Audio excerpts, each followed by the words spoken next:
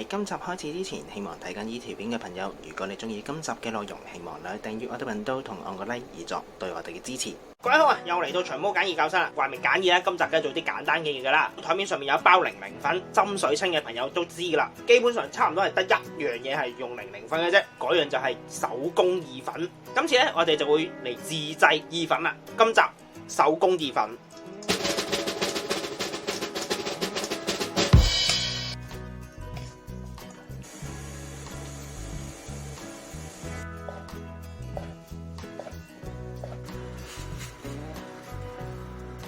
話明手工意粉啦，梗係唔少得其他材料噶，冇嚟淨得麵粉噶嘛。我哋會另外需要雞蛋同埋欖油，基本上依3樣材料嘅啫。首先我哋麵粉加晒去先啦，喺中間挖個窿仔，將3隻蛋倒晒落去，加1茶匙嘅鹽，2湯匙嘅橄欖油，用手先將啲雞蛋攪勻，千祈唔好太大力，因為我哋要保持住啲雞蛋喺個窿裏邊嘅。然之後開始向外刮，喺下邊攞麵粉嘅，啲麵粉咧就會慢慢咁跌咗落去中間噶啦，咁亦都唔會令到啲蛋咧流晒出去嘅。成為咗好濕潤嘅麵團之後咧，你就可以同其他麵粉撈埋啦。而家就有少少似整撻嘅沙皮。加唔加水咧，係要等你成個團撈勻晒先至知嘅。pasta 呢啲咧係好敏感㗎，水多咗咧佢就好腍，水少咗咧佢就好乾，爭少少就爭少少嘅。所以咧我哋要完全猜勻晒先至可以知使唔使加水嘅再。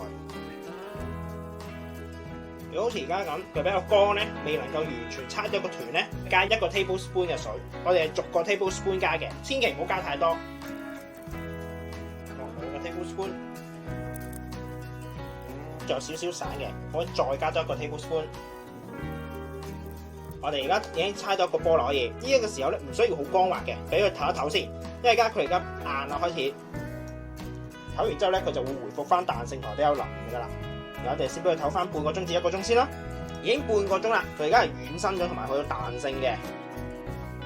咁我哋會再猜一猜佢，已經係好輕鬆猜得入噶啦，同埋冇咁乾身啦已經。因為呢半個鐘裏邊咧，啲麵粉係有時間去吸收翻啲水分啊。如果咧仲係比較乾身咧，你會見到仲有爭少少嘅，佢唔係完全滑晒嘅時候咧，再加多少少水落去。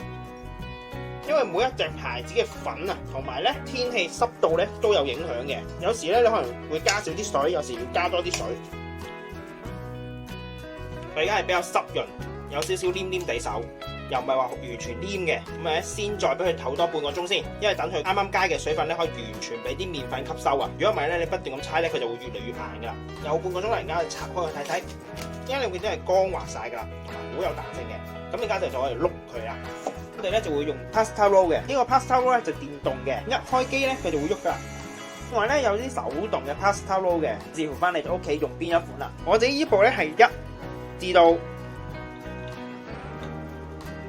8嘅，啲咧就1至6，部機唔同，視乎翻你哋屋企自己嗰部。有樣嘢要留意就係呢啲 pasta roll 咧，無論電動手動都好，佢都係冇得洗嘅。千祈唔好諗住碌完之後攞去洗，見到成部機係冇一個位置俾你拆出嚟嘅，攞咗去洗咧佢就會生鏽噶啦，冇辦法噶啦，真係冇得洗嘅。而我哋做餐廳咧用一麥啊，隔2日就用1次咁滯噶啦。其實我哋都有賣 waffle 賣得好勁嘅，通常咧我哋就等就當清潔咗噶啦。但係屋企個唔同，因為屋企你唔係經常性碌 pasta 啊嘛，因為1年裏邊就碌1-2次啊，可能碌幾次咁樣樣，之後就擺起佢噶嘛。你冇清潔嘅話咧，佢好容易入邊可能有啲污糟嘢啊，或者可能有啲塵黐住入邊嘅。點清潔咧？得一個方法嘅啫，就係用我哋自己本身個團去搣一嚿仔出嚟，然後去碌，就係靠嗰個麵團去黐翻晒啲污糟嘢出嚟。而家做一次俾大家睇，開機，然後攞一嚿麵團仔擺佢落去。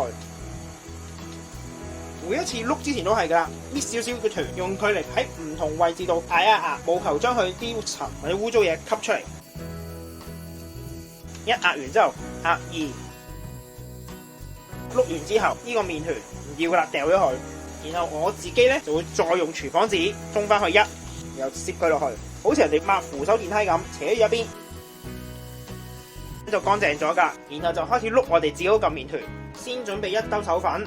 然後呢個麵團因為太大嚿嘅緣故咧，我哋先將佢分一半，然後碌嘅，就唔會成嚿攞去碌。唔碌住嗰一嚿，記得揾保鮮紙包翻住佢，如果唔係咧佢會乾嘅。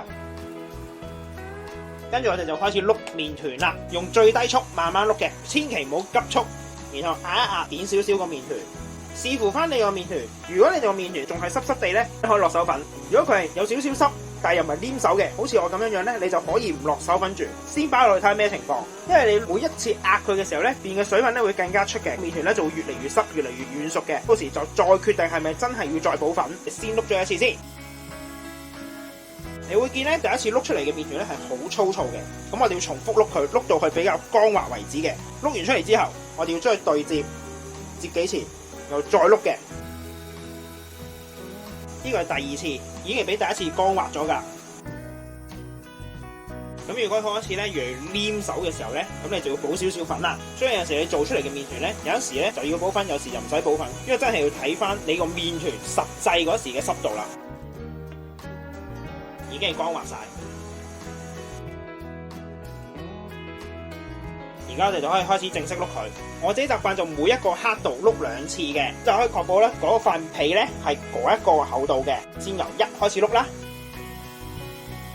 如果碌出嚟比較窄身嘅咧，就接一接佢，接到同部機個闊度係一樣嘅。碌出嚟個麵團咧就唔會太過長噶啦。你要修正一下我哋個麵團嘅闊度啦，然後再入去個闊度啱啦，再修正一下佢啦。呢個係第一次。跟住唔使再接噶啦，直接擺佢落部機度。第二次啦，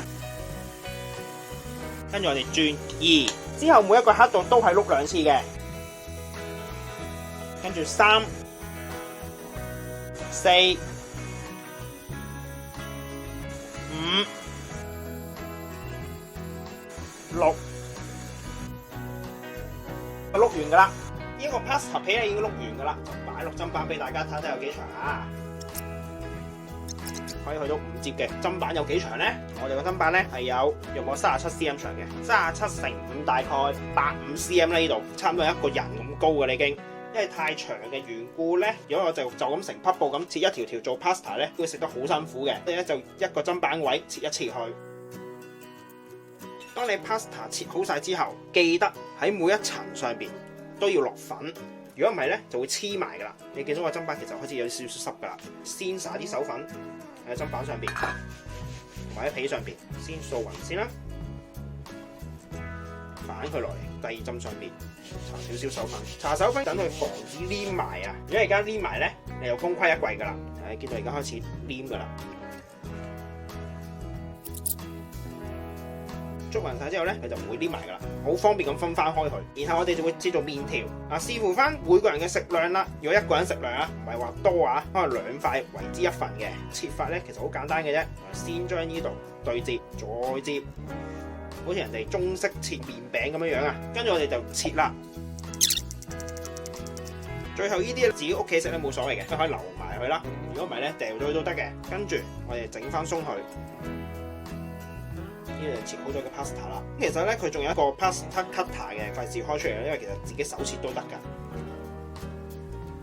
跟住我哋切埋呢啲先，然後我哋照常程序咁煮個意粉，水滾咗之後加少少鹽，然後將我哋嘅手工意粉擺落去。但係煮嘅時間唔使煮咁耐㗎，同商業意粉，因為手工意粉好快熟嘅。商業意粉咧，因為佢乾咗，要煮耐啲先至得嘅。手工意粉基本上幾分鐘就熟㗎啦，簡單啲佢浮起已經得㗎啦。跟住熄火，又撈翻晒佢出嚟，最後喺上面加少少欖油，加少少黑椒，少少香草。呢一個手工意粉亦都完成咗啦，咁希望大家中意啦，我哋下集再見，拜拜。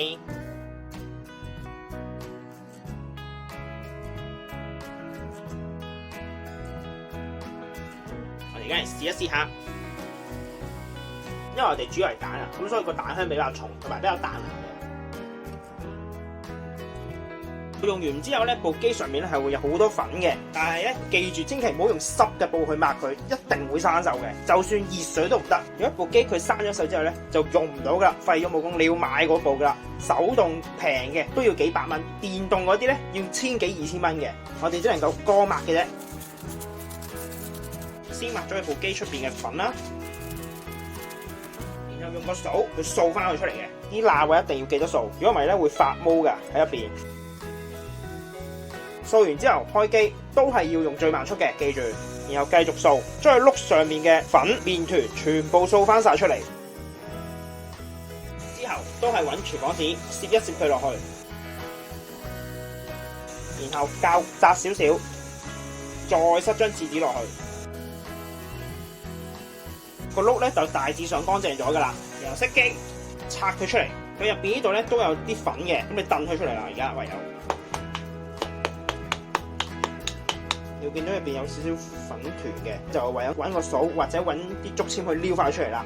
今集亦都差唔多啦，多謝各位收睇。詳細食譜我哋會上載喺 Facebook 專頁度，有興趣嘅話可以上去查閱。另外，如果中意我哋頻道嘅話，希望可以訂閱我哋頻道同按個 like 以作對我哋嘅支持。希望大家中意啦，我哋下集再見，拜拜。